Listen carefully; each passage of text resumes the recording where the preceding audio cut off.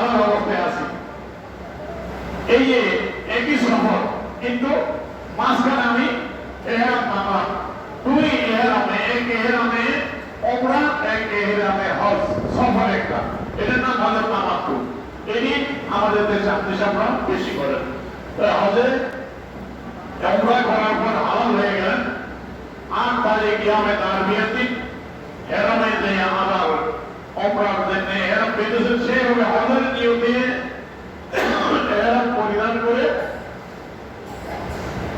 মিনায় Arafah, Muzdalifah, Mina এই কাজগুলো করে হজের কাজ সমাধা করে আবার মাথা মুন্ডে হালাল হওয়া। এই একই সফরে দুই এহরামে, প্রথম এহরামে ওমরা, দ্বিতীয় এহরাম পেতে হজের নিয়ত করে হজ আদায় করা, এটি হজের তামাত্তু।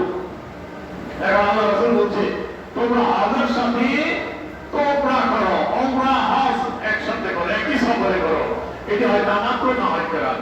তো সুতরাং আল্লাহ রাসূল বলতেছেন হজের সাথে ওমরা করে নিবে, কেন? এই দুটি দ্বারা তোমাদের গুনাহগুলো এমন ভাবে দূর হয়ে যায় যেমন কামারের আমল। আপনারা কামারের দোকানে গেলে দেখবেন যে লোহা পুরা দেওয়ার জন্য একটা, এখন তো ফ্যানের মতো মডেল লাগায়, আগে ছিল চামড়া একটা বাক্সের মতো ঝুলিয়ে রাখে, ওইটা একটা টান মারে আর বাতাস আসে, ওইটা আমল বলা হয়। ওইটা তো টান মারে না, বাতাস আসে, ওই চুলার ভিতরে দাউদাউ করে আগুন চলে, লোহাটা পোড়া হয়, জলগুলো ধরে পড়ে যায়। তাহলে আমার হাফেজ যেন লোহা থেকে জল দূর করে দেয়, হজের সাথে ওমরা করো, এই হজ ওমরা তোমাদের গুনাহগুলো দূর করে দিবে, দারিদ্রতা দূর করে দিবে, বলেন না সুবহানাল্লাহ। আর হজে মাবরুর তার বিনিময়ে রাসূল বলছেন জান্নাত। এখন হজে মাবরুর কাকে বলা হয়, কবুল হজ কাকে বলা হয়? মুহাদ্দিসিনে কেরাম এই হজে মাবরুর অনেক ব্যাখ্যা করেছেন। বলেছেন যে হজের মধ্যে হাদিস কোনো মানুষ ঝগড়া বিবাদে লিপ্ত হয়নি, অশ্লীল কোনো কাজ, রেফাস, ফুসুক, কোনো অশ্লীলতা কাজের মধ্যে, বেহাবানা কাজের মধ্যে, গুনার কাজের মধ্যে লিপ্ত হয়নি, সঠিকভাবে হজের হজের ফরজ ওয়াজিব সবগুলো সঠিকভাবে আদায় করেছেন, সেই হজটা হজে মাবরুর। অন্যান্য মুহাদ্দিসিনরা আরেকটু ক্লিয়ার করে বলেছেন যে হাজী সাহেবের অবস্থা থেকে লক্ষ্য করে বোঝা যাবে হজে মাবরুর কি হয়, কবুল হয়েছে কি হয় নাই। সেটি হলো হাজী সাহেব হজে যাওয়ার আগে যে অবস্থায় ছিলেন, হজ করে ফিরে এসে তার ভিতরে পরিবর্তন আসে কিনা, তার ভিতরে ধার্মিকতা বৃদ্ধি পেয়েছে কিনা, তাকওয়া পরহেজগারি বৃদ্ধি পেয়েছে কিনা, তার প্রতি যদি পরহেজগারিতা বৃদ্ধি পায়, তাকওয়া বৃদ্ধি পায়, খোদাবিধি যদি বেশি পাওয়া যায়, তার প্রতি নির্ধারিত যদি বেশি পয়দা হয় হজের মাধ্যমে, তাহলে বুঝতে হবে তার হজটা হজে মাবরুর, বলেন না সুবহানাল্লাহ। হজটা কবুল হয়েছে, হজের কারণে তার মধ্যে পরিবর্তন আসছে, বলেন না সুবহানাল্লাহ। তাহলে আল্লাহ পাক আমাদের যেন হজে কবুল নসিব করে, সকলে বলি আমিন। ভাই অনেকে বলেন হজে গত ইশারা করেছিলাম, হজ ফরজ হয়ে আমরা যেতে চাই না, বলি হজে যাই, আইসে মিথ্যা কথা বলবো, মিথ্যা কথা সারি, ব্যবসা বাণিজ্যের বলি কত কিছু না, একটু বয়স হোক, বিয়ার আগে হজ করার আগে মিথ্যা বলা যেমন কবিরা গুনাহ, হজ করার পরে কবিরা গুনাহ, ঠিক কিনা ভাই? তা আপনি হজে যাবেন, একটু গুনাহ, একটু কবিরা, একটু মিশাওয়াটা পড়িয়া তারপর দেবেন কোথায়? হজের আগেও মিথ্যা কথা হারাম, হজের পরেও হারাম। সুতরাং হজ করে আপনি একটু পবিত্র হতে পারেন, আগে হজটা করেন, হজের উসিলে আপনি মিথ্যা থেকে পরিহার করতে পারবেন, গুনাহ থেকে বাঁচতে পারবেন। আল্লাহ পাক এই জন্য হজটা দিয়েছেন যাতে পরিবর্তন আসে, হজে যাওয়ার দ্বারা পরিবর্তন আসে। হজের বাজারে যে হজ করে আসলাম, এত টাকা খরচ করে আমি এখন যদি আল্লাহ নাফরমানি করি, মিথ্যা কথা বলি, হায় আমার হজ হবে কিনা, হজটা নষ্ট হবে, এই আশঙ্কা আপনি পরিবর্তন হয়ে যেতে পারে, ঠিক কিনা ভাই? হজের দ্বারা আমাদের তাকওয়া বৃদ্ধি পায়, হজ করা দ্বারা আপনার ভিতরে নিত্যই ফায়দা হয়। সুতরাং এই জন্য হজ ফরজ হওয়ার সাথে সাথে যাওয়া দরকার, যাতে আপনার মধ্যে আমার মধ্যে তাকওয়া পরহেজগারিতা নিত্যই ফায়দা হয়। সুতরাং আপনাদের সময় নষ্ট না করি, আল্লাহ রাসূল হুঁশিয়ার করেছেন, আমি বলবো সামনে আসেন।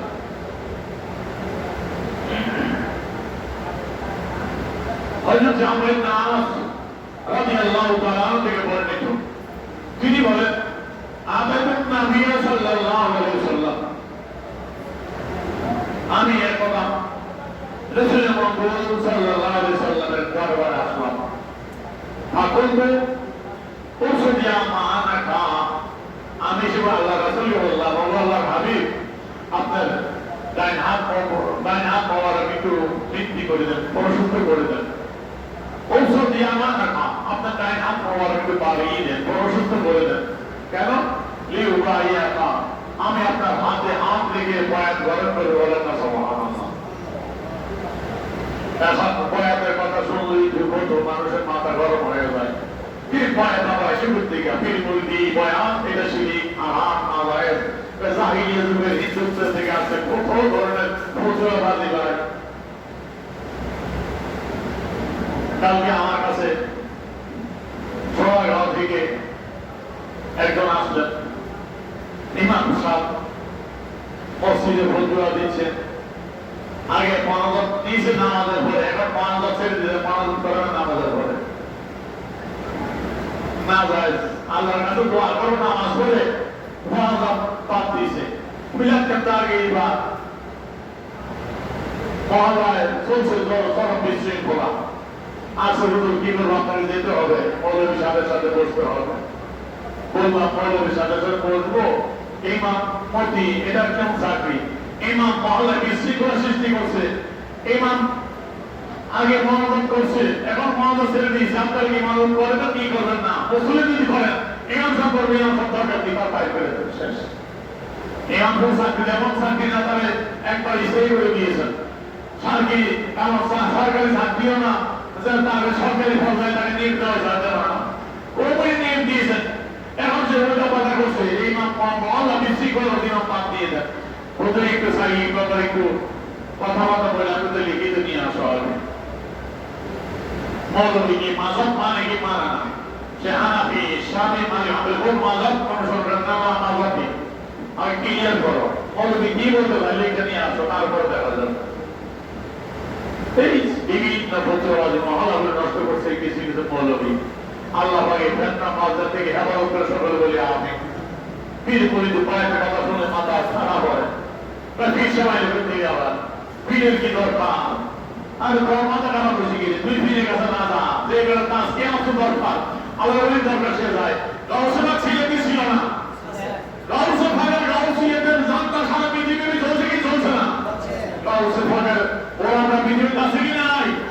তাহলে পীর মুরিদ নাই, কোথায় হয়েছে? সুলতানের খাজা করে নামাজ হিন্দুত্ব ইসলাম প্রচার করছে কি করে নাই? বলে নাও জাহাবুল্লাহ থেকে চিশতিয়া করে আছে কি নাই? তোমার মাথা খারাপ হয়ে গেল। মাওলানা রবি রহমাতুল্লাহ আলাইহি যখন থেকে বলেন, ঠিক করে বলেন, রবি থেকে বড় আলেম আসুনি না। তো রবির মতো ব্যক্তি, মাওলানা রবি রহমাতুল্লাহ আলাইহির মতো ব্যক্তি স্বীকার করে খোদা খোদ মাওলানা রুম কামেল নাসুর, তার গোলামা শামসুদ্দিন রিজি নাসুর ওরে বিশ্বাসী। আমি মাওলানা রবি কত বড় আলেম তোমরা জানো, কিন্তু আমি জানি আমার মধ্যে কামাল ছিল না, আমি অপূর্ণাঙ্গ ছিলাম। আমার মধ্যে পূর্ণতা কিভাবে হইল, আমি কামালের কিভাবে পাইলাম, আমি পরিপূর্ণ কিভাবে হইলাম? তার গোলামা শামসুদ্দিন রিজি নাসুর, ওই পাগলা শামসুদ্দিন রিজি, ওই পাগলের গোলামি না করা পর্যন্ত আমি রবি কামাল হইতে পারি না। তোমার রবি যদি শামসুদ্দিন রিজি রহমাতুল্লাহ আলাইহি পাগলার গোলামি করে কামালিয়ে পাইয়া থাকে, তুমি আমি যে ওই কথা শুনে পিছনের মানুষগুলো মাথা খারাপ আমি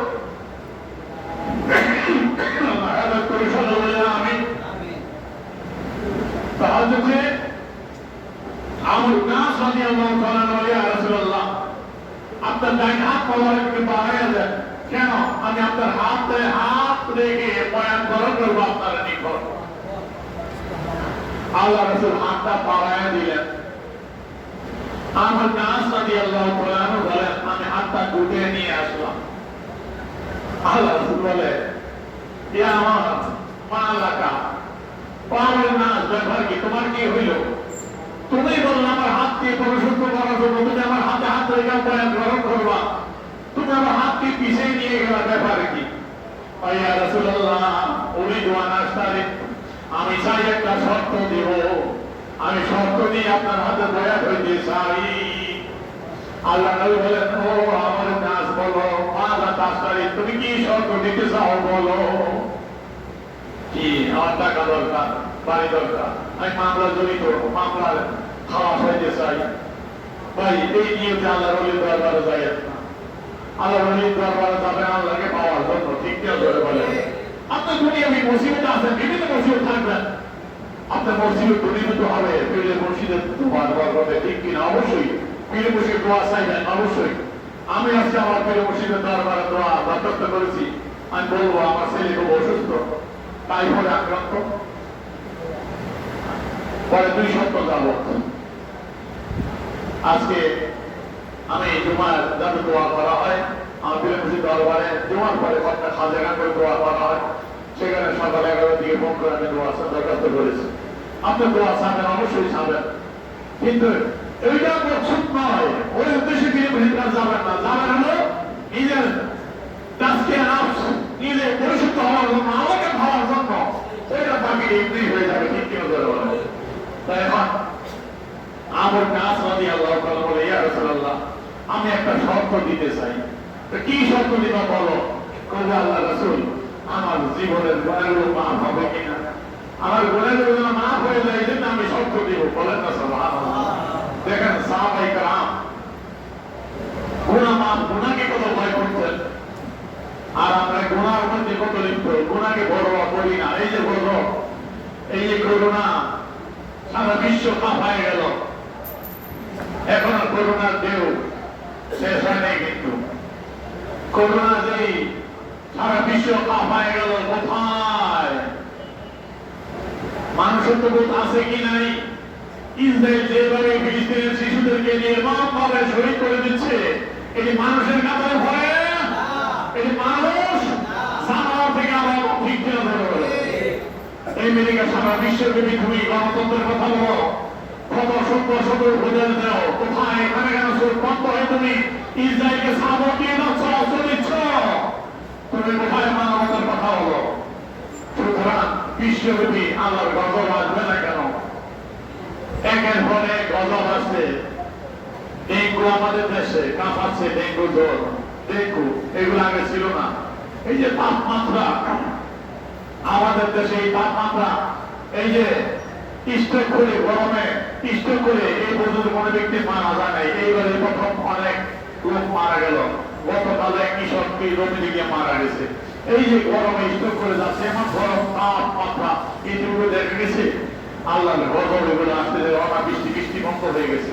দেখছেন কয়েকদিন আগে একটু বৃষ্টি হয়েছিল, ফ্যানের বাতাসও ঠান্ডা লাগছে, ফ্যানের বাতাস ও ফ্যানও বন্ধ করে থাকতে হয়েছে, এমন ঠান্ডা পড়ে গেছিল, ঠিক কিনা বলে।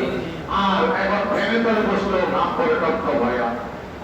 তাহলে এই সমস্ত গজব আল্লাহ দেয়, তারপর আমরা আল্লাহ রাস্তায় ফিরি না, আল্লাহকে চিনি না। আল্লাহর নামাজ তো গেছি, পর্দা বসিতে গেছে, সব নাফরমানের মধ্যে আমরা ডুবে আছি। আল্লাহ কত সতর্ক করতেছে আমাদেরকে, আমরা সতর্ক হই না। গুনার মধ্যে আমরা ডুবে আছি, গুনাহ করতেছি, কোনো পরোয়া করি না। আর নবীর সাহাবীরা দেখেন অন্যায় করেছেন, গুনাহ করেছেন, নবীর দরবারে দৌড়ে গেছে, ইয়া রাসূলুল্লাহ আমাকে শাস্তি দেন, আমি অন্যায় করেছি, অপরাধ করেছি, কোরআনের বিধান অনুযায়ী যে রায় হয় সেই ফল আমার উপর কায়েম করেন, যাতে করে কিয়ামতের ময়দানে আমি লজ্জিত না হই, শাস্তির সম্মুখীন না হই। ইয়া রাসূলুল্লাহ আমাকে শাস্তি দেন। এ হলো সাহাবায়ে কেরাম।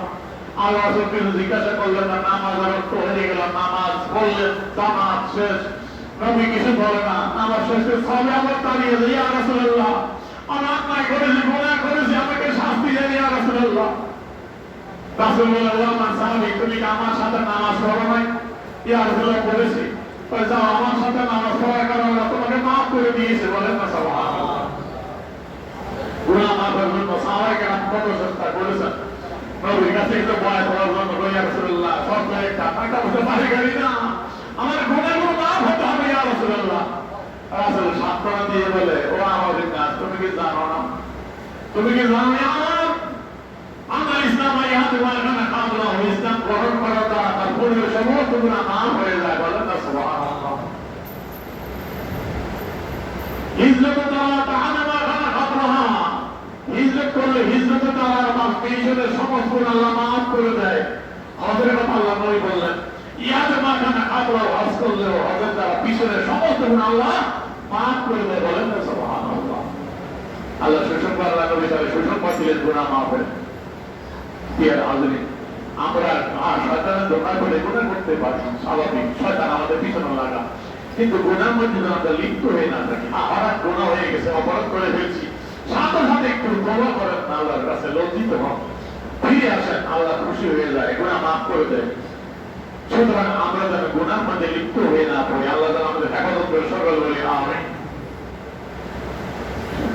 প্রিয় হাজির, আল্লাহ রাসূল বলতেছেন,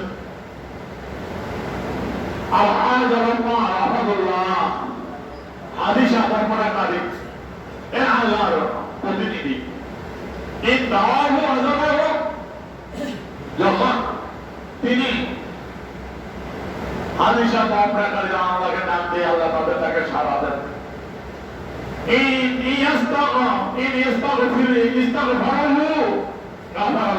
আল্লাহর কাছে ইস্তেগফারে, গুনাহ মাফ, আল্লাহ মাফ করে দেন, বলেন না সুবহানাল্লাহ। হাদিসটা কেমন? আল্লাহ নবী বলতেছেন, আরে নবী রাদিয়াল্লাহু তাআলা আনহু قال قال رسول الله صلى الله عليه وسلم اذا لقيت الحاج فسلم عليه وصافيه। হাদিসের ইস্তেগফার দেওয়ার জন্য আল্লাহ নবী বলতেছেন, اذا لقيت الحاج, হাদিসে যখন হজ করে ফিরে আসে, এয়ারপোর্ট যখন বিমানবন্দর অবতরণ করে, পারলে সেখানে যাও, সেখানে না পারলে সে যখন বাড়িতে আসে, বাড়িতে যাওয়ার আগে রাস্তায় দাঁড়িয়ে হাদিস সাহেবকে ইস্তেগফার দাও, স্বাগত জানাও। ইদা লাকিতাল হাজ, যখন হাদিস সাহেবের সাথে তোমার সাক্ষাৎ হয়ে যাবে, ফাসাল্লিম আলাইহি, তাকে সালাম দাও, সাফিহু, মুসাফা করো, বলেন না সুবহানাল্লাহ। হাদিস সাহেব বাড়ি যাওয়ার আগে তুমি রাস্তায় দাঁড়াও না, তার বাড়ির সামনে গিয়ে গেটে দাঁড়িয়ে থাকো, যেহেতু আল্লাহর মেহমান, আল্লাহর ঘর থেকে জিয়ারত করে আসছে, সে গুনাহ মাসুম হয়ে, গুনাহ মাফ পেয়ে বেগুনাহ হয়ে আসতেছে। তুমি হাদিসের বাড়ির দরজায় দাঁড়াও, রাস্তায় দাঁড়িয়ে থাকো, তাকে ইস্তেগফার দাও, তাকে দেখা হলে মাত্র সালাম দাও, মুসাফা করো, এবং তুমি মুরহু আয়াস্তাগফিরা লাকা কাবলা ইয়াদখুলা বাইতাহু বাইনামা কুল্লাহু, সে তার বাড়িতে যাওয়ার আগে আগেই তুমি তার দ্বারা তোমার জন্য দোয়া করো, মুরহু, তাকে বলো আয়াস্তাগফিরা লাকা, সে তো তোমার কাছে ইস্তেগফার করে, আল্লাহর কাছে দোয়া চায়, আল্লাহর কাছে তোমার জন্য মাগফিরাত কামনা করে, দোয়া করে। কাবলা ইয়াদখুলা বাইতাহু, সে তার বাড়িতে যাওয়ার আগেই, কেন? বাইনামা কুল্লাহু, কেন? তাকে আল্লাহ মাফ করে দিয়েছে, মাসুম।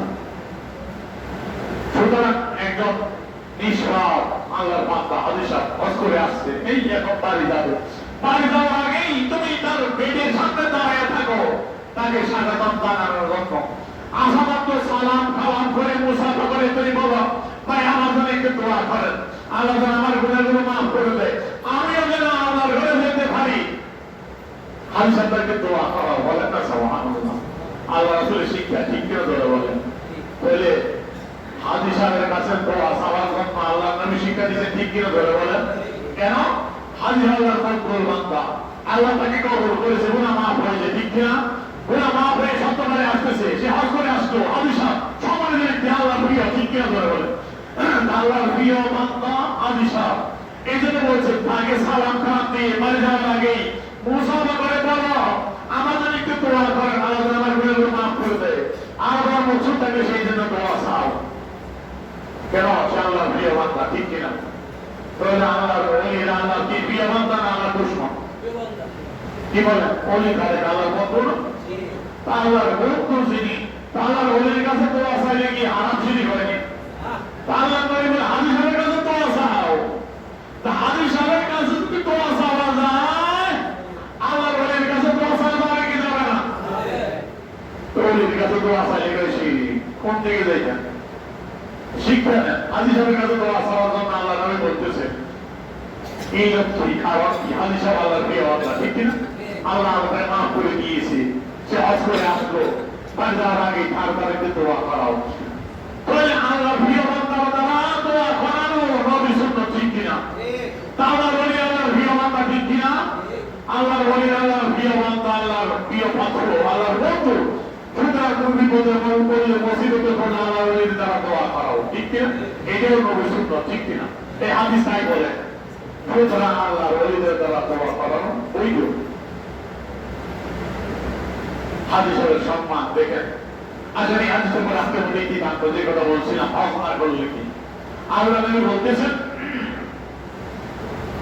আর আলী রাদিয়াল্লাহু তাআলা قال قال رسول الله صلى الله عليه وسلم من ملك زاد راحلا تبلغ الى بيت الله لم يحج فلا عليه يموت يهوديا او نصرانيا। আরেকবার আল্লাহ রাসূল বলতেছেন, মান লাম ইয়ামনাহু মিনাল হাজ আযাবুন যায়রা আও সুলতানুন যায়রুন আও মারাদান হাফিজুন ফামাতা ওয়া ইয়াহুজ্জা ফালিয়ামুল ইনশা ইয়াহুদিয়ান ইনশা নাসরানিয়া।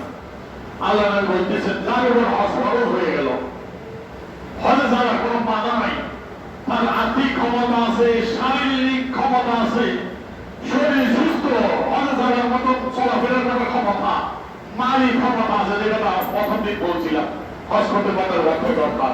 তো এই সামর্থ্য, মালিক, অর্থের ক্ষমতা, শরীর সুস্থ, যেতে কোনো বাধা নাই, অত্যাচারী বাদশা তাকে রাস্তা আটকায় যায় নাই, সে বিছনায় পড়ে থাকে নাই, সমস্ত ঠিকঠাক, কিন্তু অবহেলা করে হজে যাই করে গেল না, যাই করে না গিয়েছে, মরে গেল ফালিয়ামুত।